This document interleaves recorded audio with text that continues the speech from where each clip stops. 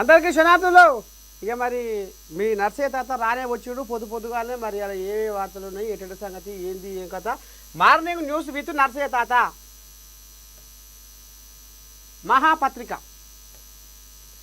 మహాపత్రికలో ఏం రాసుకొచ్చిరయ్యా అంటే, వేట మొదలు పెట్టండి, రాష్ట్రాలకు అమిత్ షా కీలక ఆదేశాలు, అన్ని రాష్ట్రాల సీఎంలకు ఫోను. ఇక లాభం లేదు, పాకిస్తాన్ వాళ్ళని తట్టా బుట్ట చదువుకోబెట్టి ఎలగొట్టాలి, మన దేశ సరిహద్దు దాటి వాళ్ళ దేశం ఎలగొట్టాలి, లేకపోతే ఇంకేం చేస్తారో రేపు. ఇక ఈ దొంగ బయట బతుగాళ్ళని పుసుక్కున నమ్మిన కొట్టడానికి నమ్మించి మన మీకే దాడి చేసారు. ఇక మరి మనల్నే గంగల కలిపే కాడికి వచ్చింది కథ అని ఇక జర్రంత బుద్ధి వచ్చింది. ఇక మరి ఇక అన్ని రాష్ట్రాల సీఎంలకు ఫోన్ల మీద ఫోన్లు చేసి ఏంది ఏం కదా, మీ రాష్ట్రంలో పాకిస్తాన్ వాళ్ళు ఎంతమంది ఉన్నారు, మీ రాష్ట్రంలో పాకిస్తాన్ వాళ్ళు ఎంతమంది ఉన్నారు, ఏం కదా ఏంది అంత అంటే, మానవ శరీరంలో ఎముకల సంఖ్య 206 అన్నట్టుగా ఇక మన హైదరాబాదులో 208 మంది, ఇంకా 2 మంది ఎక్కువనే, 208 మంది పాకిస్తాన్ దేశపు వాళ్ళు ఇక్కడ బతుకుతున్నారు అని ఇక మరి లెక్క కట్టినట. ఇక వాళ్ళని 48 గంటల్లో మీరు చదువుకొని పోవాలి, లేకపోతే ఇక మరి చర్యలు మామూలుగా ఉండే అనేది మరి డీజీపీ జితేందర్ ఇక వాళ్ళకి ఏదో వార్నింగ్ ఇచ్చినట్టుగా కథ తెలుస్తుంది. మొత్తానికైతే వేట మొదలు పెట్టిర్రు. మరి ఈ వేటలో ఈ కోయిలాగలు మరి మన భారతదేశం విడిచిపెట్టి పాకిస్తాన్కు ఎప్పుడు పోతారు, ఏంది ఏం కథ అనేది చూద్దాము. పోకపోతే వాళ్ళ మీద చర్యలు ఏ రకంగా తీసుకుంటారో చూద్దాము.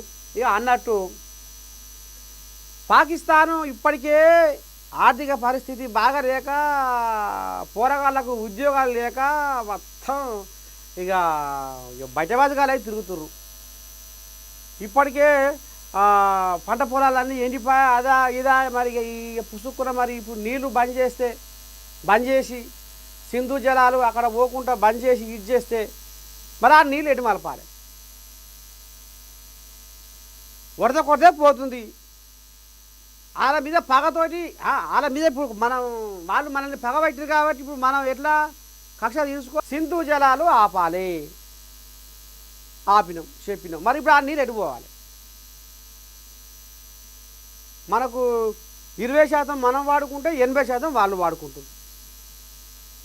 మరి ఇప్పుడు ఆ నీళ్ళను ఆపాలంటే, ఈ నీళ్ళను నిలపాలంటే ఈ నీళ్లకు మరి వీళ్ళు సరే ఆ కోట్ల రూపాయలు పెట్టినా కానీ మరి ఇప్పుడు ప్రాజెక్టులు ఇప్పుడు ఏమైనా తయారైతాయా? మళ్ళీ 10 ఏళ్ళు కావాలి, మళ్ళీ 10 ఏళ్ళ వరకు రాముడేవాడు రాకాశవాడు. మరి ఇప్పుడు ఈ నీళ్ళు ఎట సంగతి? నీళ్ళు అటు పోకుండా ఇటు మలపాలంటే ఇప్పుడు ఆ నీళ్ళు మరి ఇప్పుడు ప్రాజెక్టులు కట్టాలంటే ఆ ప్రాజెక్టులు ఇప్పుడు అవుతాయా? ఇంకా 10 ఏళ్ళు కావాలన్నా అసలు ఏంది? పాకిస్తాన్ వాళ్ళేమో ఇక వాళ్ళు మా అంటే అంటే ఉసుకో అంటుర్రు. ఇచ్చినా ఇచ్చి పెడితే అలసైపోతావో ఏమో, పగటి మందిగా బిర్రుగా మనం యుద్ధం చేయవలసిందే, వాళ్ళని బెదిరియవలసిందే, అదిరియవలసిందే అనేదేమో ఇప్పుడు చర్చ నడుస్తుంది దేశం మీద. ఇక ఇప్పుడు అదొక రంది ఇదొక రంది, ఏం చేయాలో ఎట చేయాలో ఇక మరి మోడీ సారికి అయితే నిద్ర పడతలేదట.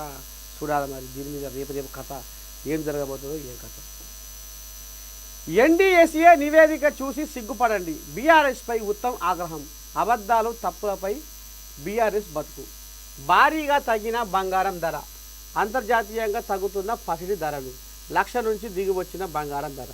ఏం తగ్గుతుందో ఏం పోతుందో జర్రంతా కొద్దిగా అంత దిగిందట.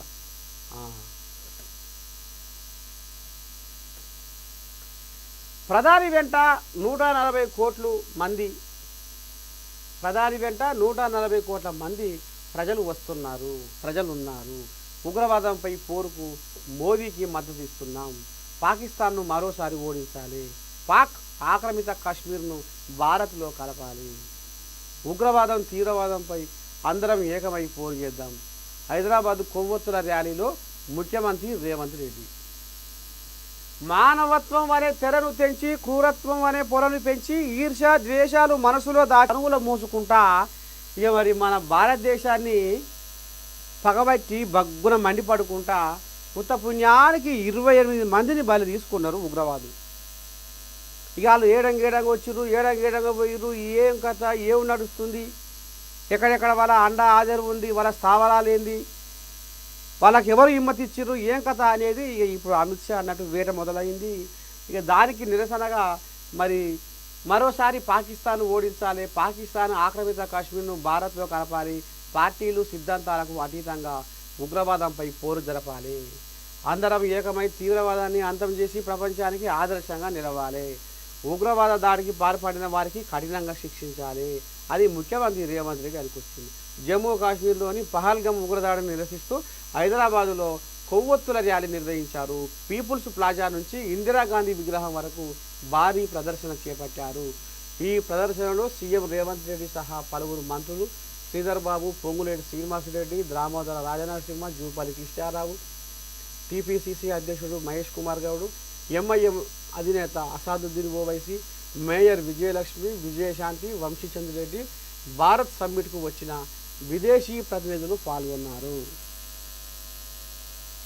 ఇక ఈ రకంగా అన్ని పార్టీల వాళ్ళు, అన్ని సిద్ధాంతాల వాళ్ళు, అన్ని సంఘాల వాళ్ళు అందరూ 140 కోట్ల జనాలు ఇవాళ మోడీ నేను జై కొడుతుర్రు, నీ ఎంట నడుస్తా అంటుర్రు, నీ అడుగుల్లో అడుగేస్తావంటుర్రు, నువ్వు ఏం చేస్తావో ఏం కథో పైన ఉన్న వాళ్ళ ఆత్మకు శాంతి చేకూరాలంటే ఖచ్చితంగా నువ్వు ప్రతిచర్య తీసుకోవాల్సిందే అనేది ఇక మరి కథగా అమ్ముతుంది. ఇక మరి దానికి మరి ఇక దేశవ్యాప్తంగా కొవ్వొత్తుల ర్యాలీ మొదలైంది. చూడాలి రేపు ఈ యుద్ధం ఏడికి దారి తీస్తుంది, ఎట్టట సంగతి ఏం కథ అనేది. మరి దీనికి ఇంకా పాకిస్తాన్ వాళ్ళు ఇంకా ఏ రకంగా ముసిగొలుపుతారు, దాన్ని మన భారతదేశం ఏ రకంగా ఎదుర్కొంటుంది అనేది ముందు చూద్దాం. టెన్షన్ భారత్ ముందు 4 ఆప్షన్లు. ఉద్వేగ పరిస్థితుల్లో కేంద్ర నిర్ణయంపై సర్వత్రా ఉత్కంఠ. పెరగనున్న సిమెంటు ధరలు, అంచనా వేసిన క్రిసిల్. పెరగనున్న సిమెంటు వినియోగం రాష్ట్రాల బడ్జెట్లో ప్రతిపాదనలు కూడా కారణం.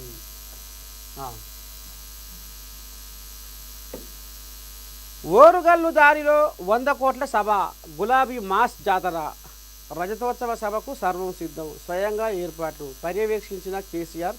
రేపే సభ ప్రాంగణం చుట్టూ కేటీఆర్ కటౌట్లే. హరీష్కు ప్రాధాన్యం తగ్గడంపై అభిమానుల కినుక. రామ రఘురామ సర్వము మాయో, రామ రఘురామ బీఆర్ఎస్ మాయో, రామ రఘురామ. నిన్న రాజకీయ, ఆర్థిక, సామాజిక విశ్లేషకులు వి ప్రకాష్ కాడు పోయినా, ఏడికి సికింద్రాబాద్ పోయినా, వీరమల్ల ప్రకాష్ ఆ సార్ని కూడా అడిగిన, ఏంది సారు మరి కల్వకుంట్ల కుటుంబంలో ఏదో కథ నడుస్తుంది, పంచాయతీలు అవుతున్నాయి, లోపటంగా నిశ్శబ్ద యుద్ధం అవుతుంది అనేది గుసగుస బయటికి పొక్కుతుంది, మరి నిజమేనా, అసలు ఏంది ఏం కథ అంటే మరి కొద్దిగా అంత సారు కూడా జర్రంత సంధించినట్టుగా మాట్లాడిండు. మరి హరీష్ రావుని కొంచెం అంతా ఆయన ఎక్కడ చూసినా ఆయన బొమ్మలు పెడతలేరు, ఆయన కటౌట్లు పెడతలేరు, ఆయనని గంజిగా ఈగను తీసేసిర్రు. గతంలో కూడా ఆయనకు మంత్రి పదవి వేయకుండా కొన్నాళ్ళు జరిపిర్రు. కొంత ఎప్పటి నుంచో ఈడని జరంతా పక్కకు తప్పియాలి, కారు స్టీరింగ్ మొత్తం నా కొడుకు చేతికే రావాలి అనేది కేసీరావుకు ఉంది, నేనే నడపాలి కార్ని అని ఇప్పుడు కేటీరావునికి ఉంది. ఇంకా ఇదే సమయంలో ఇక కవితమ్మనేమో ఆమె డప్పు కొట్టుకుంటుంది, ఆమె ప్రచారం చేసుకుంటుంది, ఆమె పోతుంది, ఆమె వస్తుంది, ఆమె రాజకీయంగా నిలదొక్కుంటుంది, ఆమె పని ఆమె చేసుకుంటుంది. పోతున్నది ఇది కడకు నెవరు పెట్టి మంచిగా ఆమె పని ఆమె చేసుకుంటుంది, ఆమె పేరు, ఆమె పచార, ఆమె పలుకుబడి సంపాదించుకుంటుంది. కవితమ్మది ఇప్పుడు ఓవైపు. ఇంట్లో కారు స్టీరింగు అనేది ఇప్పుడు కేటీరావులే నడపాలి, నా కొడుకే నడపాలని ఇప్పుడు తండ్రికి ఉంది, నేనే నడపాలని కేటీరావులకు ఉంది. కాబట్టి రేపు మరి బలం పెంచుకున్న హరీష్ రావు ఏడబెరిచి పంజా విసురుతాడో ఏం కథో అనేది భయం పట్టుకొని మొత్తానికి హరీష్ రావుని పక్కకు, నువ్వు చేస్తే సిలిండర్ పని చేయి, లేకపోతే పడుకో, కారు మాత్రం నేనే నడుపుతా, ఇది క్లీనర్ పని నువ్వు చేయి, కారు మాత్రం నడిపేది నేనే. క్లీనర్ పని చేస్తే నా పక్క పొంచే ఉంటావు నువ్వు. నేను ఇక్కడ తోలుతుంటే నువ్వు నా పక్క పొంచే ఆ మెట్ల కాను, నా వెనుకంగను, నా ముంగటంగను, ఆడంగను ఈడంగను, నా పక్కంగా ఏదో ఇంతంత వెనకంగా కనిపిస్తుంటావు నువ్వు. నువ్వే వచ్చి కార్లో కూర్చుంటా అంటే బాగుండదు. మరి కూర్చుంటే పోయి ఏమో పుసుకున్న బలగం పెంచుకొని. హరీష్ రావు అంటే మాస్ ఫాలోయింగ్ ఉంది. ఎంత పేదోడు ఫోన్ చేసినా ఫోన్ లేవచ్చి మాట్లాడతారు అనే ఒక మాట ఉంది. వాము మరి రేపు కొసకు నాకే ఎసరు పెడతారా ఏంది ఏం కదా అని లోపటంగా ఈ రకంగా నిశ్శబ్ద యుద్ధం జరుగుతుంది. కాబట్టే ఇగో హరీష్కు ప్రాధాన్యం తగ్గడంపై అభిమానులు అన్నా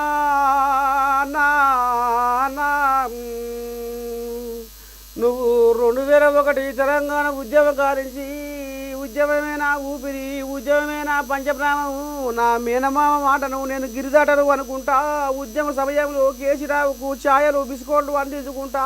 మేనమామ అని పబ్బతి బట్టి ఇవాళ నువ్వు పచ్చి పులుసు కంటే పలసగా అవుతున్నావా హరీష్ అన్నో.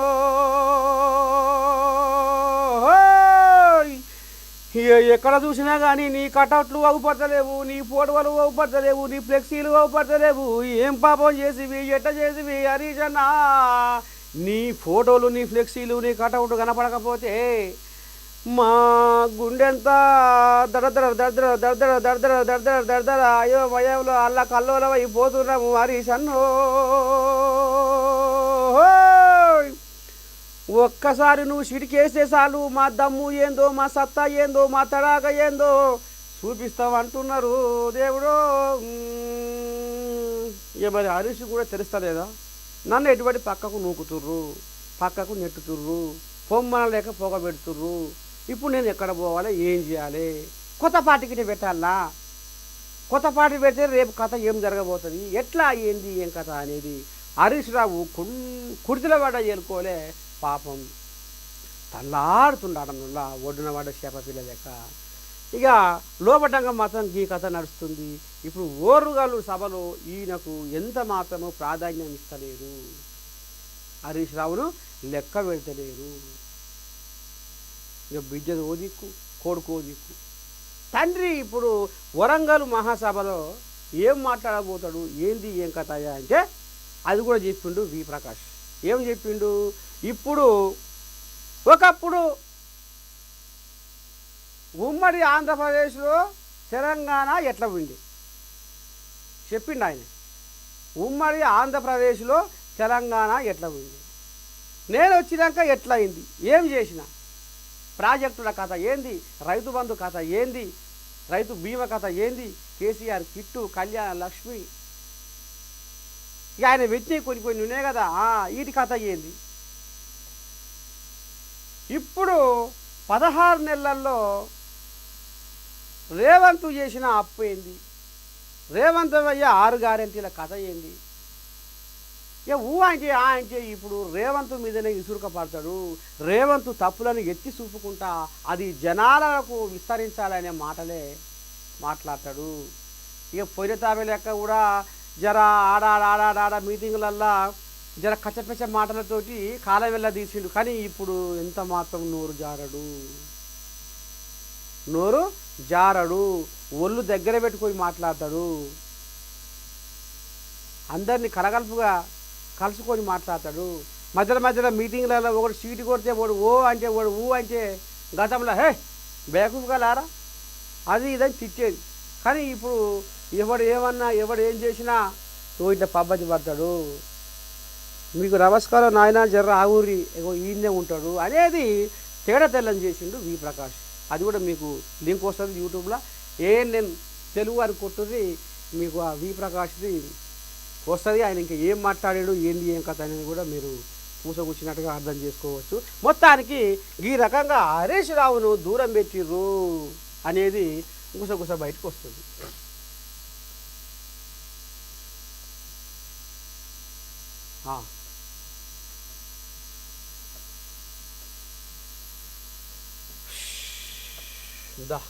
మహాపత్రిక నమస్తే తెలంగాణ వచ్చింది. ఇల్లే ఉందయ్యా,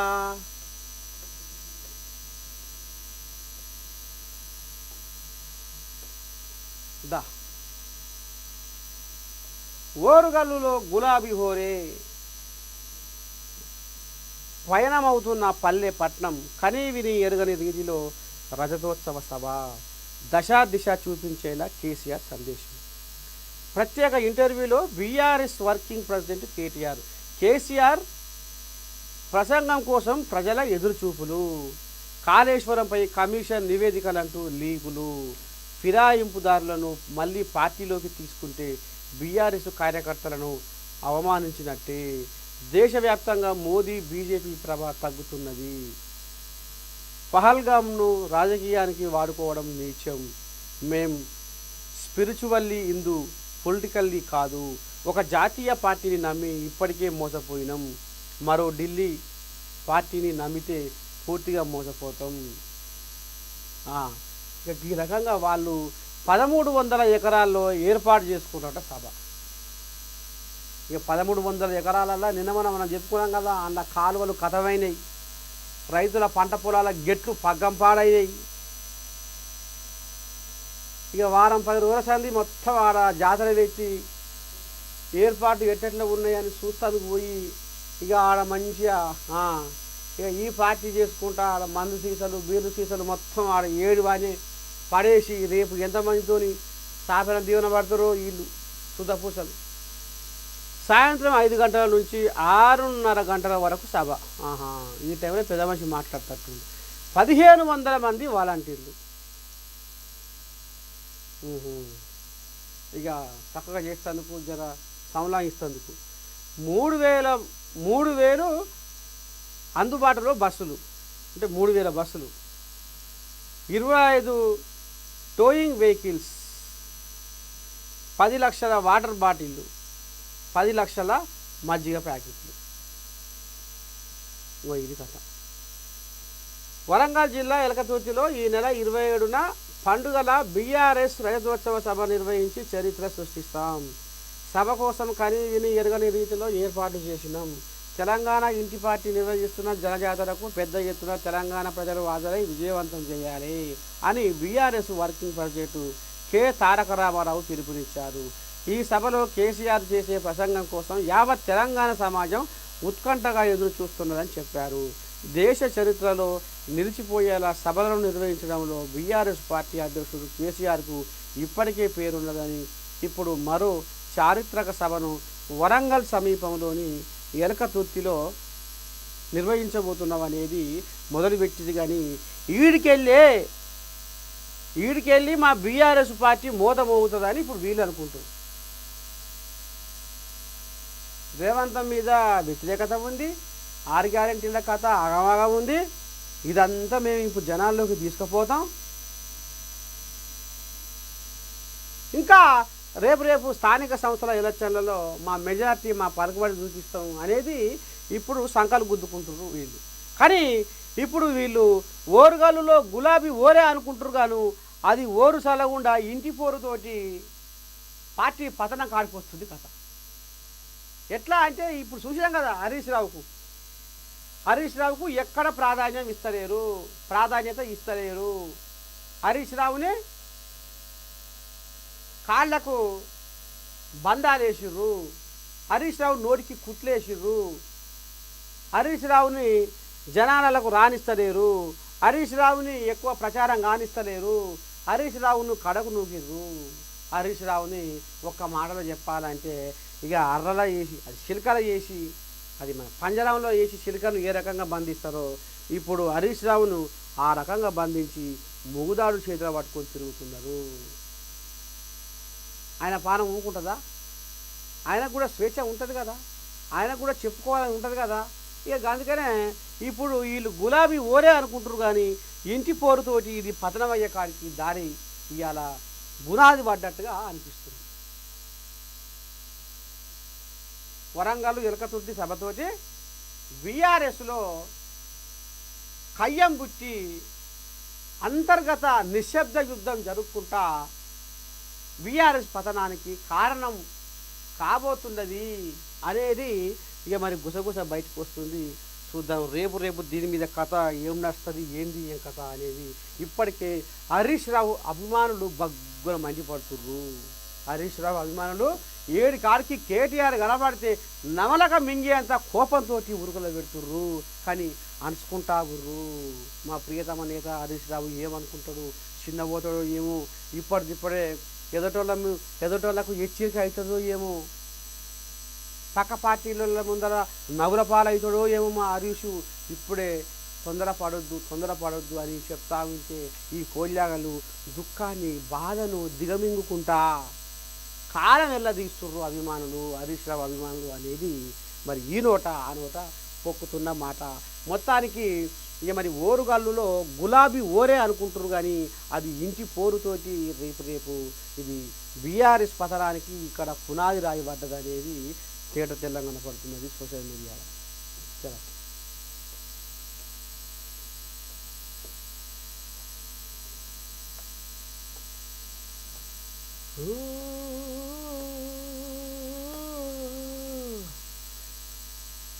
ఈనాడు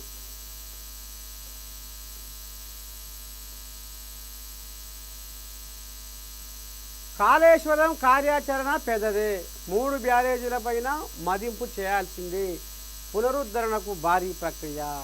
కాళేశ్వరం ఎత్తిపోతల పథకంలో భాగంగా నిర్మించిన మేడిగడ్డ బ్యారేజీతో పాటు అన్నారం సొందిళ్ళ బ్యారేజీల పునరుద్ధరణకు సంబంధించి నేషనల్ డ్యామ్ సేఫ్టీ అథారిటీ చేసిన సిఫార్సులపై మంత్రివర్గంలో చర్చించిన తర్వాత ముందుకెళ్లాలని ప్రభుత్వం నిర్ణయించింది. 3 బ్యారేజీల డిజైన్లను పునఃపరిశీలించడంతో పాటు జియోటెక్నికల్, హైడ్రాలిక్, స్ట్రక్చరల్ అంశాల్లో జరిగిన లోపాలను గుర్తించాలని ఎన్డీఏసీఏ తుది నివేదిక పేర్కొంది.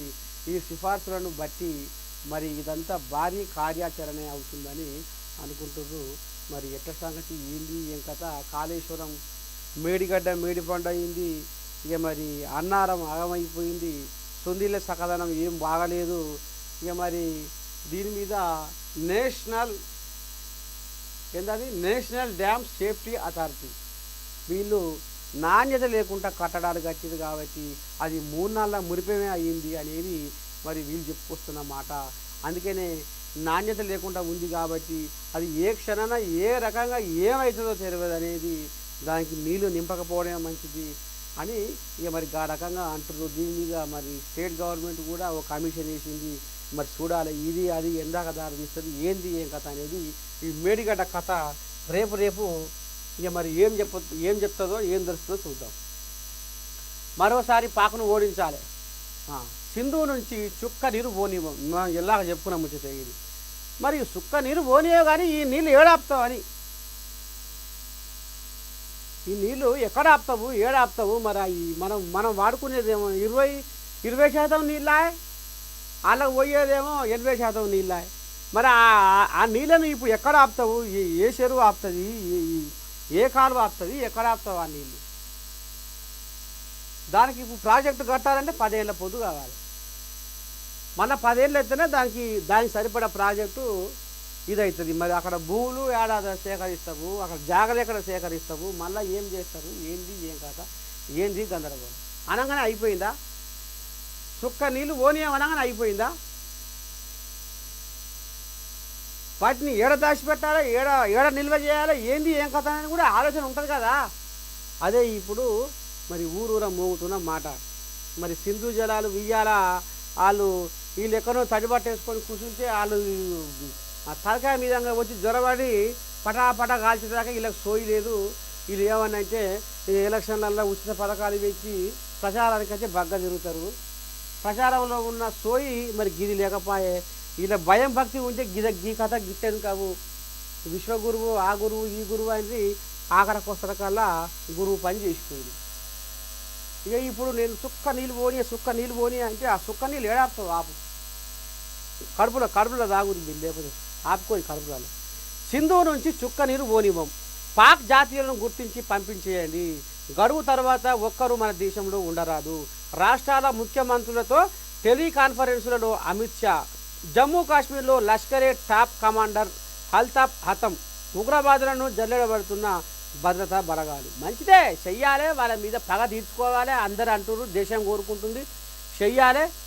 మీ నిర్లక్ష్యం వల్ల ఏదో ఉద్దారకం జరిగిపోయింది. ఇప్పటికైనా పాకిస్తాన్కు భారత్ అంటే వణుకు, భారత్ అంటే వాళ్ళు ఇటు వణుకాలి. అట్లా వెయ్యని మంచిదే. కానీ మీరు ఇక ముందుగా అంటారు చూడు, చేతులు కాచినాక ఆకులు పట్టుకున్నట్టుగా ఉంది మీ కథ. ఇటు పెట్టి పిల్లగా పహల్గామ్ ఉగ్రదాడితో భారత్ పాకిస్తాన్ మధ్య పూర్తిగా క్షీణించిన దౌత్య సంబంధాలు రెండు దేశాల మధ్య తీవ్ర ఉద్రిక్త పరిస్థితులకు దారి తీస్తున్నాయి. సింధు జలాల నుంచి చుక్క నీరు కూడా పాక్ భూభాగానికి వెళ్ళనివ్వరాదని నిర్ణయించిన భారత ప్రభుత్వం ఆ దేశ ప్రజలకు జారీ చేసి 14 రకాల వీసాలను రద్దు చేస్తున్నట్టు శుక్రవారం ప్రకటించింది. ఆ వీసాలపై వచ్చిన వారందరూ ఆదివారంలోగా దేశం వీడి వెళ్లాలని ఆదేశించింది.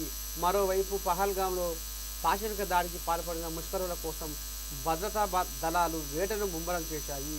జమ్మూ కాశ్మీర్లోని బాందీపురలో నిషేధిత లష్కరే తోయిబా టాప్ కమాండర్ అల్తాఫ్ లల్లీని హతమార్చాయి. ఇంకేదో ఆర్ల రాసుకొచ్చారు. ఇస్రో మాజీ అధిపతి కస్తూరి రంగన్ కనుమూత. అభివృద్ధి సంక్షేమాన్ని ప్రపంచానికి చాటి చెప్పాలి. ఏదో భారత్ సమ్మిట్ వ్యక్తిగత భూముల చిక్కులకు చెక్కు. పైలట్ మండలాల్లో 30% సాదా బైనామా సమస్యలు. జూన్ 2 లోపు ఆ మండలాల్లో సమస్యలు తీర్చేస్తాం. జూన్ 2 ఆగస్టు 15 మధ్య రెవెన్యూ సదస్సులు. ఈనాడు ముఖాముఖిలో మంత్రి పొంగులేటి శ్రీనివాసరెడ్డి.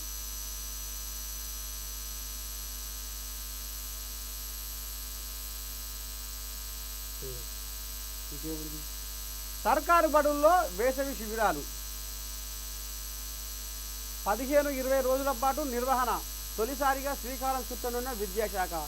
వేసవి సెలవుల్లో పట్టణాలు నగరాలతో పాటు గ్రామీణ ప్రాంతాల్లోని ప్రభుత్వ పాఠశాల విద్యార్థులు సరదాగా ఆటలు పాటలతో పాటు ఆసక్తి ఉన్న ఎన్నో అంశాలను నేర్చుకోవచ్చు. ఇందుకు గాను విద్యాశాఖ ఆధ్వర్యంలో రాష్ట్ర వ్యాప్తంగా వేసవి శిబిరాలను ప్రారంభించనున్నారు. ఇంతవరకు హైదరాబాదు మరికొన్ని పాత జిల్లా కేంద్రాల్లోని బాలభవన్లలో మాత్రమే వేసవి శిబిరాలు నిర్వహించేవారు. ఈసారి రాష్ట్రంలోని పలు ఉన్నత పాఠశాలల్లో 6 నుంచి 9 తరగతుల విద్యార్థులకు 15-20 రోజుల పాటు వేసవి శిబిరాలు నిర్వహించనున్నారు. ఎలాంటి కార్యక్రమాలు నిర్వహించాలనే విషయమై ఇప్పటికే ఆయా జిల్లాల కలెక్టర్లు పాఠశాల విద్యాశాఖ డైరెక్టరేట్కు ప్రతిపాదనలు పంపారు. ప్రభుత్వ ఆమోదంతో కొద్ది రోజుల్లో వాటిని ప్రారంభించనున్నారు.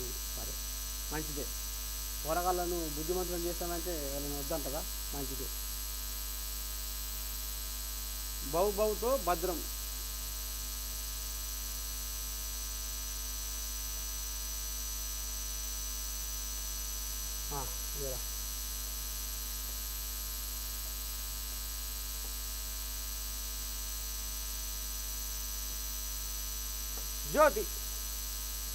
జ్యోతిలో ఏం రాసుకొచ్చినా చూద్దాం. చుక్క నీరు ఓనివ్వం, ఇక వీళ్ళు కదే అంటుంది.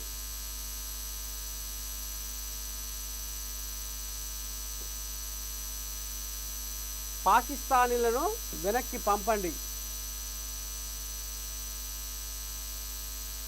ముఖ్యమంత్రి రేవంత్ రెడ్డికి అమిత్ షా ఫోన్. దేశ భద్రతా రీత్యా రాష్ట్రం తీసుకోవాల్సిన చర్యల్ని వివరించిన కేంద్ర హోంమంత్రి ఒక్క పాకిస్తానీ కూడా ఉండొద్దు. అన్ని రాష్ట్రాల సీఎంలకు స్పష్టం చేసిన షా. హైదరాబాదులో 208 మంది పాకిస్తానీలు రాష్ట్రం నుంచి తక్షణం వెళ్ళిపోవాలని బీజేపీ. అదే ఎలాగ చెప్పుకున్నాం కదా, కేసీఆర్ మాటే వేదం. చెప్పుకోలేక చెప్పలేక కక్కలేక మింగలేక అన్నట్టే ఉంది కథ. హరీషన్ ఎక్కడ పోయినగా గుండు కొట్టించినగా ఎడిపోయినరా. ఆయన ఏ బాధ్యత అప్పగించినా చేపడతా, ఆయనే మళ్ళీ కాబోయే సీఎం. అసెంబ్లీ లోక్సభలో గెలిపించి ఉంటే సంకీర్ణంలో తెలంగాణకు మేలయ్యేది. బీఆర్ఎస్లో కీలక నేతల మధ్య ఎలాంటి అభిప్రాయ భేదాలు లేవని, మళ్ళీ ముఖ్యమంత్రిగా కేసీఆరే ఉంటారని బీఆర్ఎస్ నేత సిద్దిపేట ఎమ్మెల్యే హరీష్ రావు స్పష్టం చేశారు. చూసినారులో బీఆర్ఎస్లో కీలక నేతల మధ్య ఎలాంటి అభిప్రాయ భేదాలు లేవని, అంటే పొక్కిది కాబట్టి పంచాయతీలు అవుతున్నాయి, గుసగుస బయటకు వస్తుంది, అంతర్గతంగా లోపటంగా నిశ్శబ్ద మహాయుద్ధం అవుతుంది అనేది. ఇక ఇప్పుడు ఏమంటారు చూడు, ఏడంగానో ఒక ఆడంగా గాలేనా, అది ఏముంది బుస్సు అంటే అయిపోయి. ఇక అది ఈడంగానో ఆడంగానో ఏడంగానో మొత్తానికి పొక్కింది. ఈ నోట ఆ నోట ప్రతి ఒక్క నోట హరీష్ రావుకు బీఆర్ఎస్లో ప్రచారం తగ్గించిర్రాట, పలుకుబడి లేకుండా చేసిర్రాట, పక్కకు నూకిర్రాట, కడకు పెట్టిర్రాట, ఇక ఏదో కాబోతుందట, కారు పగ్గాలు మొత్తం కేటీ రాములకే నాట అనేది ఇక పొక్కుతుంది. కాబట్టి ఏమంటుండే ఇప్పుడు ఈయన మీది మాటకు బీఆర్ఎస్లో కీలక నేతల మధ్య ఎలాంటి అభిప్రాయ భేదాలు లేవని. ఇంకా కీలక నేతలు ఎవరు? మీరే, అంతే కదా. కీలక నేతల మధ్య అభిప్రాయ భేదాలు లేవు, కానీ మళ్ళీ వచ్చే తాపకు సీఎం కేసీఆర్ అవుతాడని ఈ రకంగా చెప్పుకొస్తుండు. కేటీఆర్ కవిత మధ్య గ్యాప్ అనేది గిట్టని వారి ప్రచారం అని కొట్టిపారేశారు. మీ ఇద్దరి మధ్యనే ఎక్కువ ఉందట గ్యాప్. హరీష్ రావు కేటీఆర్కు ఒలపడెద్దు దాపడెద్దు లెక్క ఉన్నది. ఇప్పుడు దాన్ని ఆయన దాపడెద్దు అయిండు, నువ్వు ఒలపడెద్దు కూడా ఉండొద్దు, ఇంకా నువ్వు బుడ్డకు కావాలి, నీ ప్రచారం నీ పలుకుబడి ఇంకా బుడ్డకు కావాలని వాళ్ళు చూస్తున్నారు. నీకు కూడా తెలుసు, కానీ బయట ఇప్పుడు చెప్పుకోలేని పరిస్థితి. చెప్పుకుంటే ఉన్న ఇలువ ఇంకేడా ఇదవుతుందో అట్లా. ఇక నీకు దారి చక్కగా లేక ఇక నువ్వు ఇక అనవలసి వస్తుంది హరీష్ అన్న. ఇక అది దాచుకుంటా ఉన్నావు లోపల, ఆయాసం అంతా మరి ఎప్పుడు కాకుతావో ఏం కతావో. కానీ కేటీఆర్ కవిత మధ్య గ్యాప్ అనేది గిట్టని వారి ప్రచారం అని కొట్టిపారేశారు. కేసీఆర్ తమ నాయకుడని, ఆయన నిర్ణయమే శిరోధార్యమని చెప్పారు. సీఎం రేవంత్ రెడ్డి మాట తీరు, తిట్ల దండకం వల్ల ఆయన పార్టీ నేతల నుంచే మద్దతు కరువైందని వ్యాఖ్యానించారు. బీఆర్ఎస్ రజతోత్సవం సందర్భంగా హరీష్ రావు ఏబిఎన్ ఆంధ్రజ్యోతి కార్యాలయానికి వచ్చి ప్రత్యేకంగా ఇంటర్వ్యూ చేశారు. ఇక గిది మొత్తానికి రేవంతే 5 ఏళ్ళుంటే కాంగ్రెస్ కనుమరుగు, మేము కూడా అదే కోరుకుంటున్నాం. ఉపయోగం లేదనే ఎమ్మెల్సీకి పోటీ చేయలే, మాకు అహంకారం లేదు, మాట తీరే అంతా. కవిత కేటీఆర్ మధ్య ఏడం అబద్ధం. మంత్రిగా ఉన్నప్పుడు నిద్ర కూడా పోలేదు, ప్రతిపక్షంలో ఉంటేనే పరిణతి చెందుతాం. ఇక ఈ రకంగా ఈయన ఇప్పుడు ఆంబయ్య వెళ్ళబోసుకుంటుండు. ఈ నోట ఆ నోట పొక్కుతుంది. కాబట్టి ఇప్పుడు ఏమంటుండు, కేటీఆర్కు కవితకు గ్యాప్ లేనే లేదు. కొట్టుకున్నా తిట్టుకున్నా రక్తం ఒకటే, తోడబుట్టిన తోడు. ఒకళ్ళు ఎంగిలిపాలు ఒకళ్ళు దాగి బతికిరు. అన్నా చెల్లె సంబంధం, రక్త సంబంధం అది ఏరే. వాళ్ళు ఓ పారు అనుకుంటుండొచ్చు, ఓ పారు కూడుంటుండొచ్చు. కానీ ఇప్పుడు నీ కథ కాడికి వచ్చే వరకనే నువ్వు మాకు ఏకువై మేకైతావా ఏంది అని పడదాలకు. అది నీకు కూడా తెలుసు. నీ బలం, నీ బలగం, నీ బలం, నీ శక్తి, నీ దమ్ము నీకు కూడా తెలుసు. రేపు పొద్దుగాల పక్కకు జరిగితే కథ ఏమవుతుంది అనేది నీకు కూడా తెలుసు. కానీ ఓపిక పడుతున్నావు హరీష్ అన్న. మొత్తానికి మళ్ళా ఇప్పుడు ఇటు తిప్పినావు. కేటీఆర్కు కవితకు మధ్య గ్యాప్ అనేది గిట్టని వారు చేస్తున్నారు అనేది మళ్ళీ ఇటు తిప్పినావు. వాళ్ళకి ఏం పంచాది లేదు, వాళ్ళు ఏదన్నా అనుకున్నా మీది మాటకే అనుకుంటారు, లోపటంగా అంతా ఒకటే వాళ్ళు. కానీ నిన్నే లోపటంగా ఒత్తుతుర్రు అనేది మాత్రము ఇది అక్షరాల సత్యం అనేది సమాజం అనుకుంటున్నాం ముచ్చట.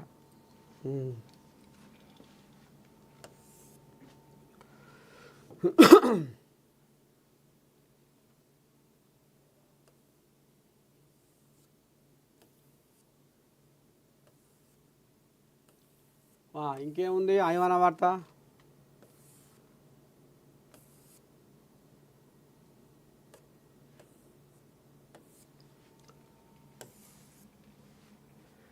ప్రపంచ శాంతిలో మహిళల పాత్ర పెరగాలి. చర్చాగోష్ఠిలో సల్మాన్ ఖుర్షిద్, పల్లం రాజు, పర్ణికారెడ్డి తదితరులు. ప్రభుత్వాల్లో మహిళలుంటేనే అవినీతికి కళ్యం. ఆయా దేశాల బడ్జెట్లలో ప్రాధాన్యం ఇవ్వాలి. ప్రైవేటు రంగంలోనూ ప్రోత్సాహకాలు ఉండాలి. సమ్మిట్లో జెండర్ జస్టిస్, ఫెమినిస్ట్ ఫ్యూచర్ అంశంపై చర్చాగోష్ఠిలో అభిప్రాయపడిన వక్తలు ప్రపంచ శాంతిని సాధించే ప్రక్రియలో మహిళల పాత్ర పెరగాల్సిన అవసరం ఉందని పలువురు వక్తలు అభిప్రాయపడ్డారు. హెచ్ఐసిసిలోని నోవాటెల్ హోటల్లో శుక్రవారం జెండర్ జస్టిస్, ఫెమినిస్ట్ ఫ్యూచర్ అంశంపై జరిగిన చర్చాగోష్ఠిలో పలువురు విదేశీ ప్రతినిధులు, కేంద్ర మాజీ మంత్రులు సల్మాన్ ఖుర్షిద్, పల్లం రాజు, నారాయణపేట్ ఎమ్మెల్యే పర్ణికారెడ్డి మాట్లాడారు. స్వీడన్ విదేశాంగ శాఖ మాజీ మంత్రి అన్లిండే మాట్లాడుతూ ప్రపంచ శాంతిని సాధించే ప్రక్రియలో మహిళల పాత్ర పెంచాలని సూచించారు. ఐరాస నిర్వహించే ప్రపంచ శాంతి చర్చల్లో మహిళల పాత్ర ఉండడం లేదన్నారు. మహిళలు పాల్గొనడం వల్ల ప్రపంచ శాంతి పరిడవిల్లే అవకాశం ఉంటుందన్నారు.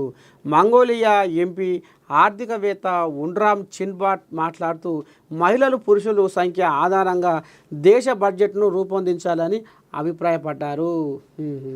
మొత్తానికి మహిళా పారిశ్రామికవేత్తలకు ప్రాధాన్యం ఇవ్వాలనేది ఈ రకంగా ఇక తమ పార్లమెంట్లో 25% మంది మహిళా ఎంపీలేలని తెలిపారు.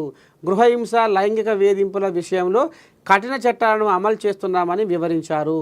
సల్మాన్ ఖుర్షిద్ మాట్లాడుతూ ఒకప్పుడు టీచర్ వృత్తికే పరిమితమైన మహిళలు ఇప్పుడు భారత వైమానిక దళంలో యుద్ధ విమానాల పైలట్లుగా రాణిస్తున్నారని తెలిపారు. ప్రైవేట్ రంగంలోని మహిళలకు ప్రోత్సాహకాలను పెంచాల్సిన అవసరం ఉందన్నారు. పల్లవరాజు మాట్లాడుతూ రాజీవ్ హయాంలో స్థానిక సంస్థల్లో మహిళలకు 33% రిజర్వేషన్లు కల్పించారని, ఇది గ్రామీణ ప్రాంతాల్లో ప్రజాస్వామికీకరణకు దారితీసిందన్నారు. నారాయణపేట ఎమ్మెల్యే పర్ణికారెడ్డి మాట్లాడుతూ మహిళా సాధికారతను సాధించాలంటే సమాజ ఆమోదం ఉండాలన్నారు. తెలంగాణ ప్రభుత్వం 1 కోటి మంది మహిళలను కోటీశ్వరాలను చేసే ప్రయత్నంలో ఉందని, తన నియోజకవర్గంలో మహిళల ఆధ్వర్యంలో పెట్రోల్ బంకును ఏర్పాటు చేయించానని తెలిపారు. జెండర్ జస్టిస్ను సాధించాలంటే సమ్మిళిత విధానాలను క్షేత్రస్థాయిలో అమలు చేయాలని అభిప్రాయపడ్డారు. అర్జెంటీనా సోషలిస్టు పార్టీ నాయకురాలు మోనికా హైదీ ఫిన్ మాట్లాడుతూ మహిళలపై అత్యాచారాలను నిరోధించడానికి తమ దేశంలో కఠిన చట్టాలను రూపొందించి అమలు చేస్తున్నామన్నారు. ఇక మొత్తానికి ఈ రకంగా ప్రపంచ శాంతిలో మహిళల పాత్ర పెరగాలి అనేది మరి ఈ రకంగా ఇక ఎవరి ఆంబాయం వాళ్ళు గిట్లా వెళ్ళబోసుకుర్రు.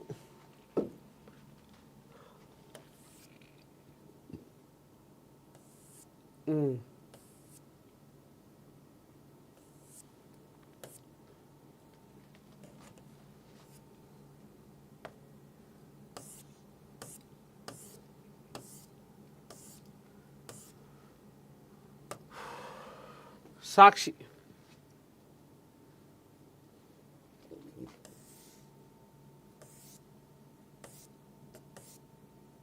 ఇట్లా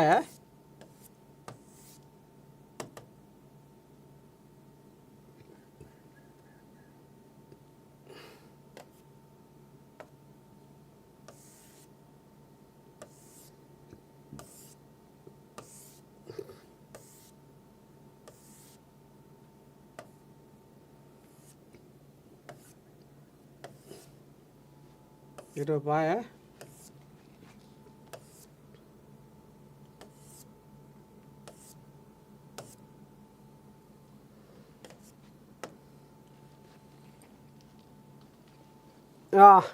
ఇక మొత్తానికి ఇది మార్నింగ్ న్యూస్ విత్ నర్సయ్య తాత.